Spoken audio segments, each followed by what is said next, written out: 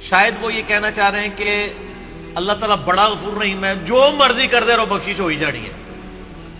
تو سر اگر یہ کسی کا کنسیپٹ ہے نا تو اس کو قرآن کی الف بے نہیں پتا۔ ڈاکٹر اسرار صاحب رحمہ اللہ تعالی میرے استاد ہیں، میں نے ان سے بہت کچھ سیکھا ہے، اللہ تعالیٰ ان کو نیک کاموں کا اجر دے اور ان کی برائیوں سے درگزر فرمائے۔ یعنی وہ بیان القرآن آپ سنیں نا تو لگتا ہے کہ یار قرآن جس طرح نازل ہوا ہے وہ اس طرح پریزنٹ ہو رہا ہے۔ جس نے قرآن نہیں پڑھا نا وہ تو یہی سمجھتا ہے کہ شاید اللہ تعالیٰ کو ایک بوڑھی نانی اماں ہے جس نے یہ لوگ پیدا کیے ہیں اور ایک شغل ملا گیم ہے، اینڈ پہ ساروں کو ہی چھوڑ دے گا۔ جناب اگر یہ معاملہ ہوتا تو انبیاء اور کتابیں آتی۔ امام محمد غزالی نے کیمیاء سعادت میں لکھا ہے کہ جو علماء ممبروں پہ چڑھ کے لوگوں کو یہ بتا رہے ہیں نا کہ اللہ تعالیٰ بڑا غفور رحیم ہے اور وہ سب کو بخش دے گا چاہے جس طرح کی مرضی زندگی گزارو، وہ اصل میں یہ بتانا چاہ رہے ہیں کہ اللہ تعالیٰ کے پیغمبر جھوٹے تھے نعوذ باللہ، ان کے ساتھ جو کتابیں نازل ہوئیں، یہ اس میں جو وعیدیں آئی ہیں کہ جو نافرمان ہیں ان کو دوزخ میں جھونکا جائے گا، یہ سب کا سب جھوٹ ہے اور وہ یہ صحیح کہہ رہے ہیں۔ پھر امام غزالی کہتے ہیں ایسے علماء واجب القتل ہیں۔ میں آج کے کسی میٹھے میٹھے مبلغ کے اوپر قتل کا فتویٰ نہیں لگا رہا، امام غزالی کہہ رہے ہیں کہ جو اس قسم کی رحمت کی آیات سنا سنا کر ان کا غلط مفہوم بیان کر کے خدا سے دور کر رہے ہیں۔ یہ تو یہودیوں کا یہی تو عقیدہ تھا، سورۃ البقرہ میں آتا نا، وہ کہتے ہیں کہ ہمیں اللہ تعالیٰ چند دنوں کے لیے ڈالے گا دوزخ میں پھر نکال لے گا، ہم تو اللہ کے چہیتے ہیں۔ اللہ تعالیٰ ماتا تم نے کوئی عہد لیا ہوا ہے اللہ سے؟ سورہ بقرہ شروع میں اسی لیے ہے کہ تم سے ایک پہلے تم سے زیادہ لاڈلی امت تھی، اس حوالے سے کہ اس میں زیادہ پیغمبر آئے، 3 کتابیں نازل ہوئی، تورات، زبور، انجیل۔ لیکن جب انہوں نے ہم سے روگردانی کی تو ہم نے دیکھو اسے ضربت علیہم الذلہ والمسکنہ، ان پہ ایسی ذلت اور مسکنت آج تک تاری ہے۔ تو سر یہ باتیں کرنا تھانے دار والا معاملہ نہیں، قرآن کا اسلوب بھی بڑا سخت ہے، اس میں کوئی شک نہیں۔ اور میں اکثر بتاتا ہوں 2011 کی بات ہے، ہمارے محلے میں یہ ایک مسجد، یعنی لڑکیوں کا ایک مدرسہ ہے اہل حدیث کا، وہاں پہ ایک آنٹی ہیں جو ڈاکٹر فرحت ہاشمی کی کلاس فیلو ہیں، اسٹوڈنٹ نہیں کلاس فیلو ہیں، تو وہ رمضان میں دورہ قرآن کرواتی تھی۔ تو میں نے اپنی وائف کو کہا، اس وقت 3 بچے تھے ماشاءاللہ 4 ہیں، میں نے کہا میں بچے سنبھالتا ہوں، تم نہ رمضان میں پورا قرآن گو تھرو کرو۔ وہ صبح 9 سے لے کے 12 بجے تک ایک پارہ کور کرواتی تھی، پورے رمضان میں قرآن ختم۔ میں کہا تیری جدی پشتی کسی نے پورا قرآن نہیں ترجمے نال پڑھا ہونا اس طریقے نال، تو تے اللہ دی بندی پڑھ لے۔ اچھا جب وہ قرآن پڑھ کے مکمل ہو گیا کورس، میں نے اس کو کہا کہ تم نے کیا سیکھا؟ تو اس نے ایک جملے میں کنکلوڈ کیا، اس نے کہا جی مجھے جس خدا کا تعارف کروایا گیا تھا نا اس معاشرے کی طرف سے اور میرے ماں باپ کی طرف سے، وہ خدا کوئی اور ہے، اور جو خدا قرآن میں ہے نا وہ کوئی اور ہے۔ میں نے کہا کیا مطلب؟ اس نے کہا خدا تو بڑا ڈاڈا ہے۔ یہ تھانے دار اور یہ وہ اس طرح کے ٹرمز ریوائز کر رہے ہیں، آپ ذرا قرآن تو پڑھ کے دیکھیں۔ قیامت کے دن اللہ نے اپنا نام کیا رکھا ہوا ہے؟ للہ الواحد القہار، لمن الملک اليوم، للہ الواحد القہار۔ آج کے دن کس کی بادشاہت ہے؟ اس اکیلے قہار کی جو سب پہ چھایا ہوا ہے۔ سورۃ المومن میں آتی ہے آیت، جسے سورہ غافر بھی کہتے ہیں۔ پھر صحیح بخاری میں حدیث ہے، نبی صلی اللہ علیہ وآلہ وسلم ایک چوراہے سے گزرے، کچھ اصحاب جو ہیں وہ ہنس رہے تھے، آپ رک گئے، آپ نے فرمایا جو کچھ میں جانتا ہوں نا تم جانتے ہوتے تو بہت کم ہنستے، زیادہ روتے۔ تو نبی علیہ السلام کا تو مبارک زندگی میں تو بڑی سنجیدگی ہے۔ اگر کوئی یہ سمجھتا ہے کہ بغاوت کی زندگی گزارے، اپنی مرضی کی زندگی، نہ، دنیا جو اللہ کی مرضی کی گزارے گا آخرت پھر وہ اس کی مرضی کی ہوگی، لیکن جو اپنی مرضی کی دنیا گزارے گا آخرت پھر اللہ کی مرضی کی ہوگی، یعنی دوزخ میں۔ بولے اعوذ باللہ تعالی اللہم اجرنا من النار۔ یہ اتنا معاملہ آسان نہیں ہے۔ اللہ تعالیٰ سورہ حجر میں فرماتا ہے، اعوذ باللہ من الشیطان الرجیم، نبی عبادی انی انا الغفور الرحیم۔ اے نبی علیہ السلام میرے بندوں کو خبر دے دو کہ میں بڑا بخشنے والا مہربان ہوں، لیکن پھر ساتھ ہی فرمایا کہ ان کو یہ بھی بتا دو کہ میرا عذاب وہ بھی بہت سخت ہے۔ بیلنس کرو۔ باقی یہ ٹھیک ہے، بخاری مسلم کی حدیث ہے کہ نبی علیہ السلام نے فرمایا کہ اللہ تعالیٰ نے مخلوقات کی پیدائش سے پہلے اپنے پاس عرش پہ یہ عبارت لکھ لی تھی کہ میری رحمت میرے غضب پہ سبقت لے جانے والی ہے۔ لیکن کس معاملے میں؟ باغیوں کے لیے نہ، ان لوگوں کے لیے جو پوری ایفرٹ پٹ کریں، پھر بھی اس سے معاملات سیدھے نہ ہو، اللہ کی طرف رجوع لائیں۔ قرآن میں کہیں یہ نہیں ہے کہ ڈٹ کے گناہ کرو، باغی بنے رہو میں توبہ قبول کروں گا۔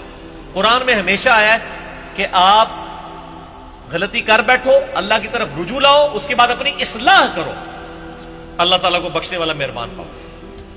اسی پہ میرا مسئلہ نمبر 18 ہے، گناہ کبیرہ اور توبہ کا بیان، اور وہ آیت نمبر بھی 17 اور 18 ہی ہے سورۃ النساء کی۔ میں وہ پڑھ بھی دیتا ہوں۔ اعوذ باللہ من الشیطان الرجیم، بسم اللہ الرحمن الرحیم۔ انما التوبۃ علی اللہ، اللہ کے ذمہ ہے ان لوگوں کی توبہ قبول کرنا۔ کن لوگوں کی توبہ؟ للذین یعملون السوء بجہالۃ، جو گناہ کر بیٹھے جہالت میں، انجانے میں ان سے غلطی ہو جائے، گناہ ہو جائے، ثم یتوبون من قریب، اس کے بعد فوراً توبہ کر لے کہ یا اللہ غلطی ہو گئی، کو فجر کے بعد لیٹ اٹھا کہ یا اللہ معاف کر دے، کوشش تھی، الارم نہیں سن سکا، میں ابھی پڑھتا ہوں مجھے معاف کر دے، اس طرح۔ تو جو پڑھے ہی نہ، اوکے جی اللہ تعالیٰ نے کہا میں بڑا غفور رحیم ہوں۔ پورے قرآن میں میرا چیلنج ہے طارق جمیل صاحب کو بھی، میں ان کی بڑی عزت کرتا ہوں، بلکہ سب سے زیادہ میں نے ان کا دفاع کیا ہے جب ان کے خلاف ناسبیوں نے بھونکنا شروع کیا ہے۔ میں ان سے بڑی محبت کرتا ہوں، میں ایسٹ سمجھتا ہوں امت کے لیے، لیکن میں طارق جمیل صاحب سے پوچھتا ہوں پورے قرآن میں کہاں لکھا ہے کہ باغی رہو تو میں معاف کروں گا؟ قرآن تو کہہ رہا ہے اللہ کے ذمہ ان لوگوں کی توبہ کا قبول کرنا ہے جو جہالت میں گناہ کر بیٹھے، ثم یتوبون من قریب، اس کے بعد فوراً توبہ کر لیں، فاولئک یتوب اللہ علیہم، پس ایسوں کی توبہ ہے اللہ فرماتا ہے میرے ذمہ، وکان اللہ علیما حکیما، اور اللہ تعالیٰ علم والا اور حکمت والا ہے۔ علم ہے اس کے پاس لیکن اس کی حکمت ہے، ڈھیل دیتا ہے کہ چلو توبہ کر لیں۔ اور اگلی آیت وَلَيْسَتِ التَّوْبَةُ، اور اس کی تو کوئی توبہ قبول نہیں ہوگی، یہ میں نہیں کہہ رہا ہوں طاہر جمیل صاحب، یہ اللہ کہہ رہا ہے، لِلَّذِينَ يَعْمَلُونَ السَّيِّئَاتِ، جو کہ گناہ کرتا ہے، حَتَّى إِذَا حَضَرَ أَحَدَهُمُ الْمَوْتُ، یہاں تک کہ جب اس کی موت کا وقت آ جاتا ہے، قَالَ إِنِّي تُبْتُ الْآن، وہ کہتا ہے یا اللہ میں اب توبہ کرتا ہوں۔ وَلَلَّذِينَ يَمُوتُونَ وَهُمْ كُفَّارٌ، اور نہ ہی ان کی توبہ قبول ہوگی جو کفر کی حالت میں مرے، یعنی وہ پہلے مسلمانوں کا ذکر ہو رہا ہے، کافروں کو اللہ نے الگ کر دیا ہے، یعنی ایسے مسلمان جو موت کے وقت توبہ کریں ان کی بھی توبہ قبول نہیں اور کافروں کی بھی۔ اولئک اعتدنا لهم عذابا الیما، ایسے لوگوں کے لیے ہم نے دردناک عذاب تیار کر رکھا ہے۔ اللہم اجرنا من النار، اللہم اجرنا من النار، اللہم اجرنا من النار، اللہم من احییتہ منا فاحیہ علی الاسلام ومن توفیتہ منا فتوفہ علی الایمان۔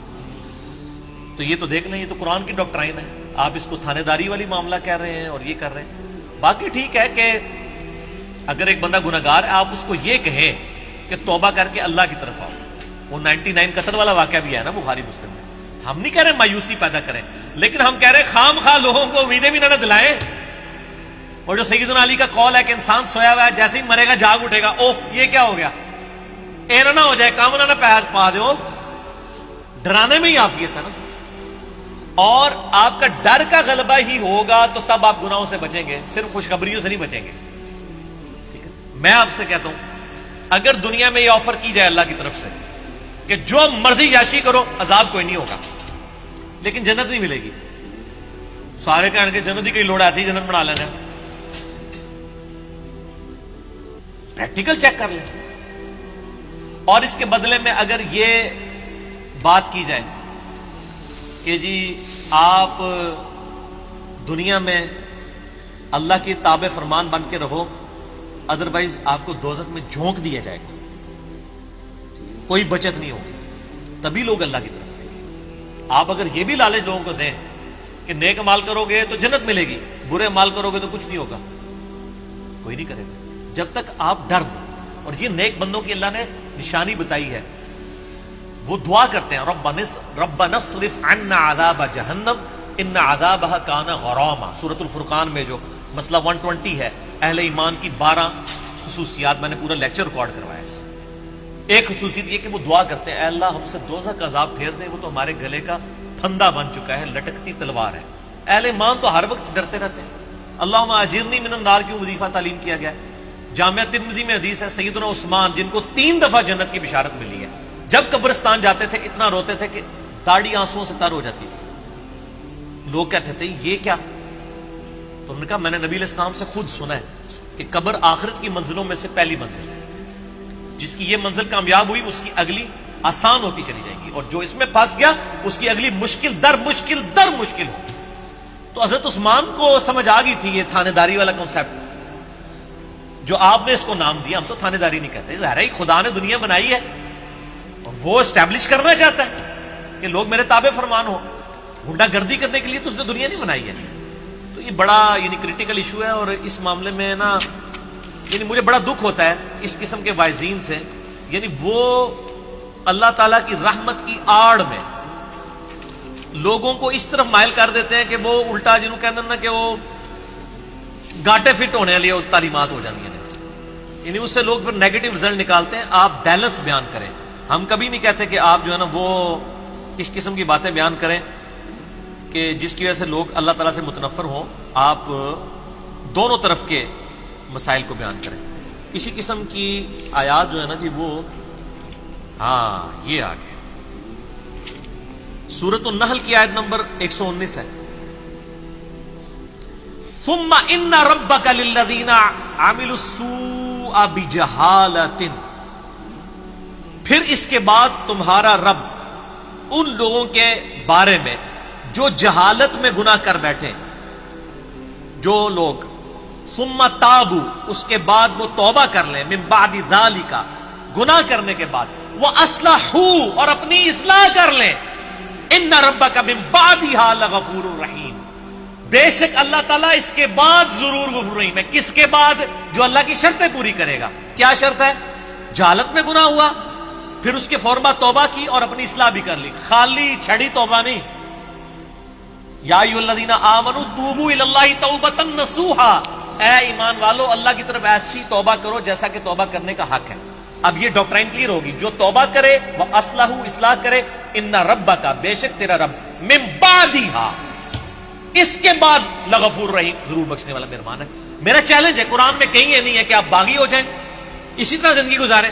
ترمذی میں روایت ہے کہ موت کے غرغرے سے پہلے توبہ قبول، لیکن کس کو پتا ہے کہ کس وقت موت کا غرغرہ آ جائے گا.